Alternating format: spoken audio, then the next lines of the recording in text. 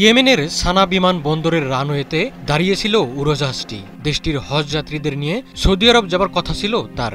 এই উড়োজাহাজটিকেই লক্ষ্যবস্তু বানায় বর্বর ইসরায়েলি বাহিনী। মিসাইল হামলা চালিয়ে ধ্বংস করে দেওয়া হয় উড়োজাহাজটি। এটি ছিল ইয়েমেনিয়া এয়ারওয়েজ পরিচালিত সবশেষ বেসামরিক উড়োজাহাজ।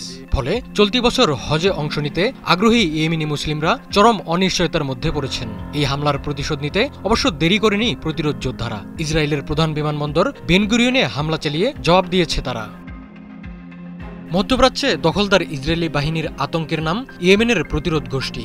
গাজায় আগ্রাসনের প্রতিশোধে একের পর এক মিসাইল হামলায় ইসরায়েলকে নাকানি চোবানি খাওয়াচ্ছে প্রতিরোধ যোদ্ধারা। 18 মার্চ থেকে গাজায় স্থল অভিযান শুরুর পর ইয়েমেনের প্রতিরোধ গোষ্ঠী ইসরায়েলের দিকে অন্তত 40টির বেশি ব্যালিস্টিক মিসাইল এবং 10টিরও বেশি ড্রোন নিক্ষেপ করেছে। বৃহস্পতিবারও প্রতিরোধ যোদ্ধাদের নিশানায় পরিণত হয় বেন গুরিয়ন বিমানবন্দর। এদিন একটি হাইপারসোনিক ব্যালিস্টিক মিসাইল ছুটে যায় ইসরায়েলের প্রধান বিমানবন্দর বেন গুরিয়ন লক্ষ্য করে।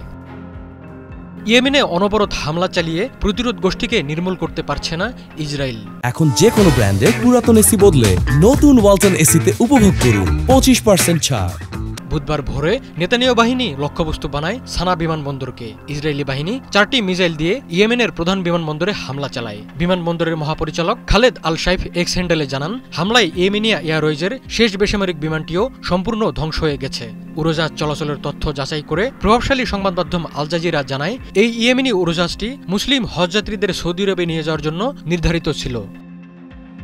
ইসরায়েলি প্রতিরক্ষা মন্ত্রী ইসরায়েল কাটস এক বিবৃতিতে জানান, কেউ ইসরায়েলের উপর হামলা চালালে তাকে চড়া মূল্য দিতে হবে। ইসরায়েলের প্রধানমন্ত্রী বেনিয়ামিন নেতানিয়াহু হুঁশিয়ার করে বলেন, যারা ইসরায়েলের ক্ষতির কারণ হবে তাদের ধূলিসাৎ করে দেওয়া হবে।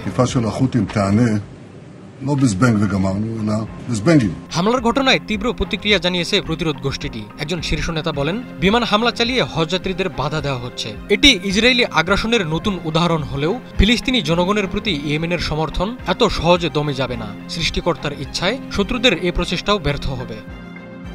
ইসরায়েলি হামলার পরের দিনই দেশটির প্রধান বিমানবন্দর লক্ষ্য করে হাইপারসোনিক ব্যালিস্টিক মিসাইল নিক্ষেপ করে প্রতিরোধ যোদ্ধারা। এ সময় পশ্চিম তীর এবং জেরুজালেম সংলগ্ন এলাকায় বেজে ওঠে সতর্কতা সাইরেন। মোবাইল ফোনে জনগণকে পাঠানো হয় সতর্কতা। প্রতিরোধ গোষ্ঠীর সামরিক মুখপাত্র জানিয়েছেন, এই হামলা নির্দিষ্ট লক্ষ্যবস্তুতে সফলভাবে আঘাত এনেছে এবং বিমানবন্দরের কার্যক্রমে বিঘ্ন ঘটিয়েছে।